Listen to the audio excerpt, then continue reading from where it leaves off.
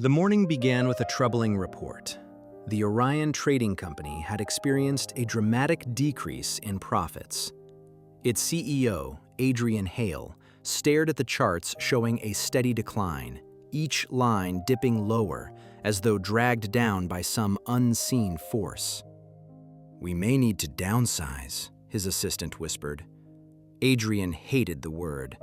Downsizing meant admitting failure, but the situation was worsening. A global shift in demand had caused a diminish in their influence, while competitors continued to increase their market share. Meanwhile, mismanagement led to a redundancy of roles and a painful lack of innovation. What was once a proud firm was now a fragile entity drifting toward declination. Adrian sighed. If something wasn't done, growth would collapse completely. Later that day, Adrian received a visit from a young entrepreneur named Lyra Vance. "I have a proposal," she said boldly. Her confidence contrasted sharply with the company's gradual loss of stability. She explained a new model that could reverse the trend. Instead of cutting jobs, they could redistribute resources, enrich the workforce, and inject new input into failing departments. The plan aimed not only to reduce waste, but to trigger a controlled expand of services. Adrian frowned. "Why help us?" Lyra smiled. "Because the market needs you, and because I'm not here alone. My team will accompany your transition." Her idea was radical, but it promised increment, growth, and renewed value. Within a month, Lyra's project, named Nova Enterprise, officially became an enterprise partnered with Orion. Their first mission was to target the influx of global demand for sustainable goods. Adrian approved the acquisition of small eco-product manufacturers, forming one unified product line. Workers were retrained to become more productive. The company even purchased new cargo fleets to accelerate distribution.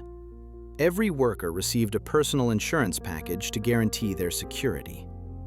This new environment sparked creativity. Adrian felt something he hadn't felt in years: hope. But hope alone cannot rebuild a corporation. A major retailer agreed to a meeting. The negotiation required Adrian to attend in person, despite his fear that he would appear weak. Lyra accompanied him, coaching him before they walked into the boardroom. Inside, the retailer's representatives were cold and stern. One seat was noticeably absent, leaving a gap that felt intentional, an intimidation tactic. "We're interested," the lead agent said, "but your turnover is unstable." Turnover. The word struck Adrian like a blow, but Lyra stepped forward. "We can guarantee consistent supply," she said. "Our goods are reliable, our stock productive, and our acquisition strategy solid." Then she hinted, subtly, at the benefit of partnering with Orion before its comeback. After hours of debate, the retailer agreed. A single deal had changed everything. But success invites enemies. A rival corporation called Helix Global launched an aggressive campaign. They tried to dump cheap products into the market, forcing Orion into defensive pricing.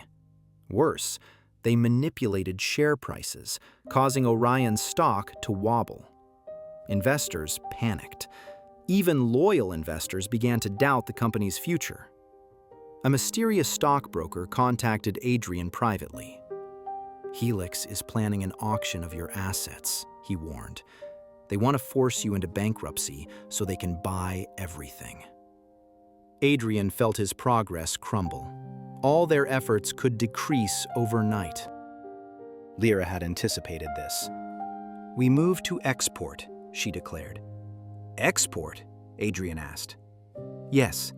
If Helix blocks us domestically, we export our goods. If they flood the market, we import their failures." Adrian laughed despite the tension. Her plan involved forging new alliances overseas, expanding Orion's reach beyond Helix's influence. There was only one problem. The government had imposed a strict quota on foreign exports.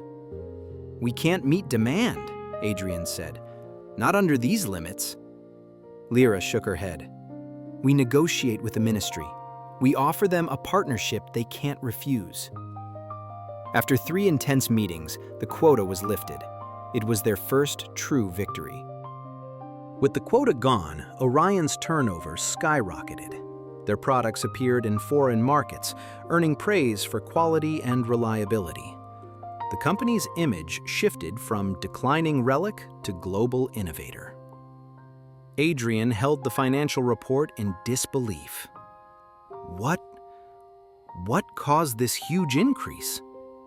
Lyra smiled. "You trusted your people. You invested in them. And investment creates return."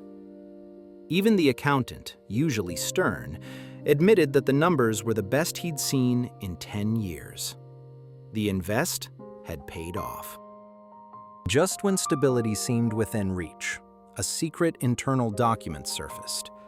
One of Adrian's senior partners, an agent of Helix, had been leaking information for months. He had attended meetings, managed acquisitions, and gained Adrian's trust. "He made us vulnerable from the inside," the accountant said. The betrayal triggered internal redundancy. Extra roles became redundant, and a purge was necessary. Adrian felt drained. He wondered if he was truly the man to lead the revival. But Lyra disagreed. Leaders aren't measured by how few failures they face, but by how many times they rise. With the traitor removed, Orion initiated its boldest project, a global wholesale distribution network. They launched new wholesale centers, created a specialized cargo route, and designed a high-tech platform to manage every transaction. Their stock price soared. Dividends, once non-existent, now flowed regularly to grateful shareholders. The company had not only recovered, it had transformed. Investors who once lacked faith now truly rely on Adrian's leadership. And Orion no longer survived, it thrived. Months later, Adrian walked through the renovated headquarters. A banner hung across the lobby. Every company begins with a spark, but survives because of its spare strength. He reflected on how close they had been to collapse. A single spare opportunity, one adequate chance, had changed everything. The Orion Trading Company became a case study in business schools worldwide, proving that decline is not destiny, redundancy is not ruin, and growth, when nurtured, can reshape the world. Adrian smiled. Because sometimes, the future doesn't belong to the biggest enterprise, but to the one that refuses to diminish.